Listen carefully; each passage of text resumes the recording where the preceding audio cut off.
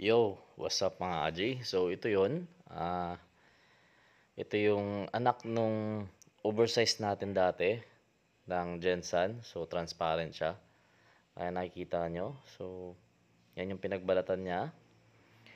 And dati to mga Aji, napakaliit lang talaga nito. Parang butil lang ng bigas to dyan. So marami yan sila dyan, hindi lang ito. So mag-upload ako ng video, pakita ko sa inyo. Marami tayong pinapakain na maliliit na gagamba. Pero ito na-amaze ako mga Aji. Lumabas yung pintok niya, nag-iba yung itsura niya. So pakita ko yung previous na itsura niya kaysa dito. So nagulat ako, nag-iba yung itsura niya talaga. Yan, naging plain siyang ganyan, tapos may butas-butas yung likod niya. So ang size nito ngayon mga Aji, so tercera size, so bago mag TM. Mahaba siyang gagamba. Galing lang siya ng tangkal, so yan, nakikita niya naman mahaba talaga siya. Tercera yung size niyan.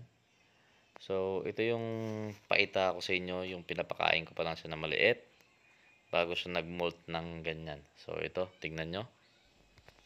So, yan. Ito siya nung tangkal size pa lang siya. So, maliit pa siya dyan dati nung inaalagaan ko to. So, ako naman, ito yung nagpapakain ako ng gagamba. So, yung mga maliliit na gagamba dyan, pag may sobrang hipon, so pinapakain ko. So, yan siya.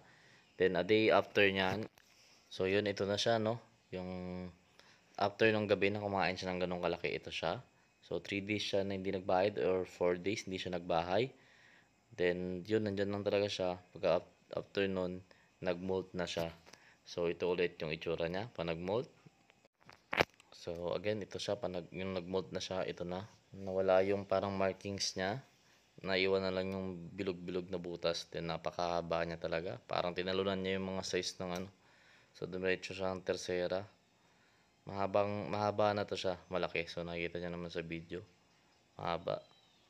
Kung Tagalog size, pang TM ng Tagalog to, or malaki pa sa TM ng Tagalog. Gensan line to, malalaking gagamba, mahaba yung jeans nila. So yun lang. Maraming salamat sa panonood.